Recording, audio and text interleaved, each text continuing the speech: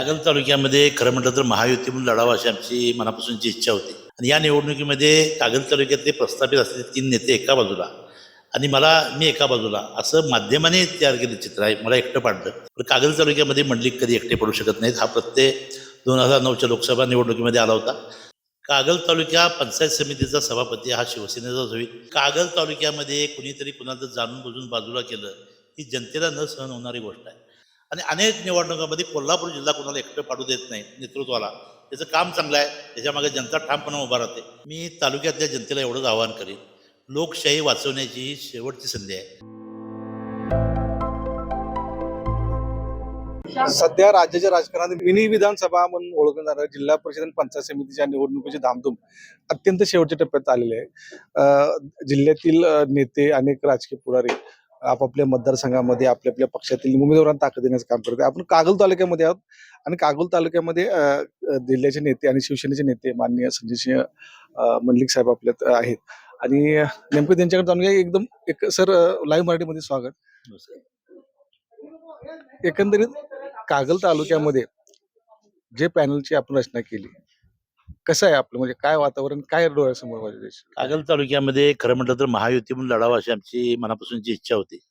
पण महायुतीच्या बैठकीमध्ये निर्णय काही आधीच झाले होते आणि आम्हाला त्यामध्ये घेण्यात येऊ शकत नाही अशा पद्धतीचा निरोप आल्यानंतर आम्ही पॅनलची रचना केली.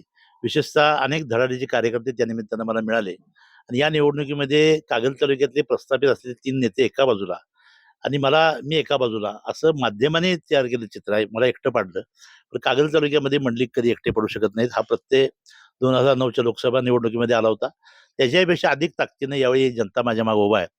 जे उमेदवार आहेत ते अतिशय सुशिक्षित आहेत. जिल्हा परिषद सदस्य, सभापती राहिलेली सगळी मंडळी माझ्याबरोबर आहेत आणि लोकांचा भरभरून पाठिंबा मिळतोय. यावेळी गटातटाच्या पलीकडे जाऊन वेगळ्या प्रकारची एक लोकशाहीची नांदी या कागल तालुक्यामध्ये सुरू आहे. निश्चितपणानं आमचे सर्वच्या सर्व उमेदवार निवडून येतील अशी आजची परिस्थिती आहे. खरं तर जिल्हा परिषदची असेल किंवा पंचायत समिती असेल, याच्यापूर्वी ज्या काय नगर परिषद असेल किंवा महानगरपालिकेच्या निवडणुका झाल्या, शिवसेना शिंदे पक्षाकडून सातत्यानं चांगले प्रदर्शन करण्यात आले आहे. आता जिल्हा परिषदेमध्ये किंवा पंचायत समितीमध्ये कसं वातावरण आहे कागल तालुक्यामध्ये? कागल तालुका पंचायत समितीचा सभापती हा शिवसेनेचाच होईल या पद्धतीचा आमचा प्रयत्न आहे. लोकांची त्या पद्धतीची साथ आहे. जिल्हा परिषद अध्यक्ष सुद्धा शिवसेनेचा होईल अशा पद्धतीचं वातावरण आहे.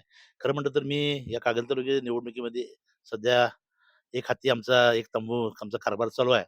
खरं म्हटलं तर जिल्ह्यातला सगळा अभ्यास जरी मला नसला, तर कागल तालुक्यात ज्या पद्धतीचा प्रतिसाद आम्हाला मिळतोय त्याच पद्धतीचा जिल्ह्यामध्ये असावा असं मला वाटतं. कारण नगर परिषदेमध्ये सर्वात मोठा पक्ष म्हणून शिवसेना शिंदे पक्षाला पुढे आला.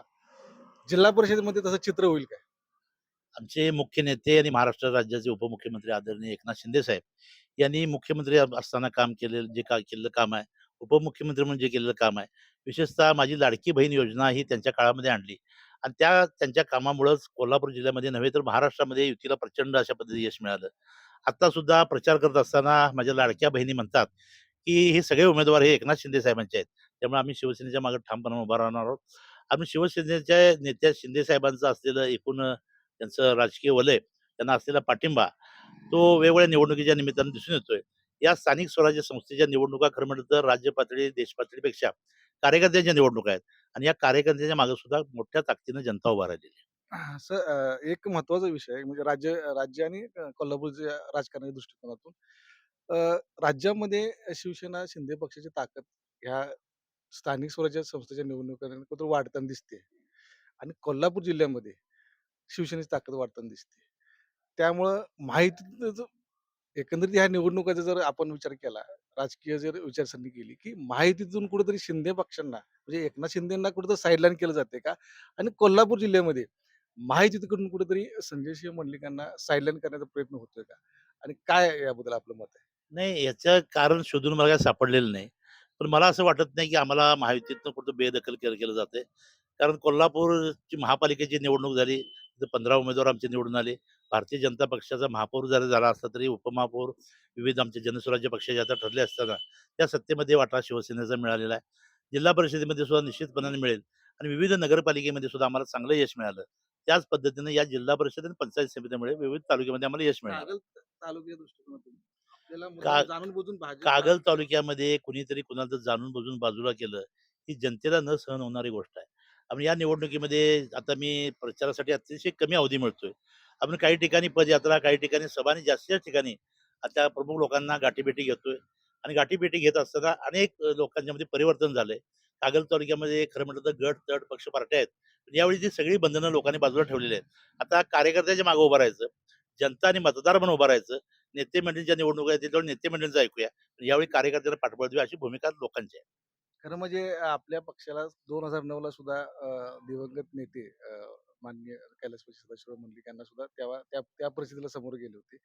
इतिहासाची पुनरावृत्ती होते. यावेळेस काय चित्र असतं? 100% त्याच पद्धतीचं चित्र आहे. ज्यावेळी लोकांना एकटं आहे असं वाटतंय, त्यावेळी या मतदारसंघामध्ये 2009ला माझे वडील कैलासवासी सदाशिवराव मंडलिक यशस्वी झाले, अपक्ष म्हणून. पलीकडच्या बाजूला राजू शेट्टी साहेब यशस्वी झाले आणि अनेक निवडणुकांमध्ये कोल्हापूर जिल्हा कोणाला एकटं पाडू देत नाही नेतृत्वाला. त्याचं काम चांगलं आहे. त्याच्यामागे जनता ठामपणे उभा राहते.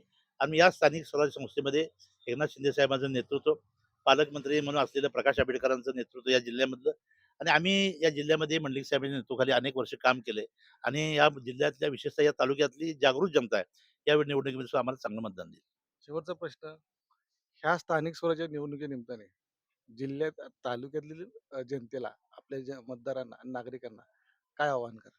मी तालुक्यातल्या जनतेला एवढंच आवाहन करीन, लोकशाही वाचवण्याची ही शेवटची संधी आहे. आता या निवडणुकीमध्ये आपण जर चांगल्या पद्धतीने सहभाग नोंदवला नाही, कार्यकर्त्याच्या मागे जर उभा राहिला नाही, तर नेते मंडळी इथून पुढं या निवडणुका घेतील का अपॉइंटमेंट करतील अशा पद्धती परिस्थिती कागल तालुक्यामध्ये आहे. लोकांनी सावध व्हावं आणि लोकशाही बळकट करण्यासाठी मतदान करावं. धन्यवाद सर. आपल्याला शुभेच्छा. थँक्यू. कुठेतरी लोकशाही लोकशाही बळकट करण्यासाठी जनतेने एकत्र आलं पाहिजे. राज्याच्या राजकारणामध्ये जनता ही कुणाला एकटं पाडत नाही आणि हाच संदेश ह्या जनतेला द्यायचा आहे असं मंडलिक साहेबांनी सांगितलं. नेमकं ह्या स्थानिक स्वराज्य निवडणुकीच्या मध्ये जनता त्यांच्या ह्या आव्हानाला आणि त्यांच्या ह्या विचाराला कसे स्वीकारते हे पाहणं महत्वाचं ठरणार आहे. लाईव्ह मराठीसाठी संदीप कांबळे, कागल.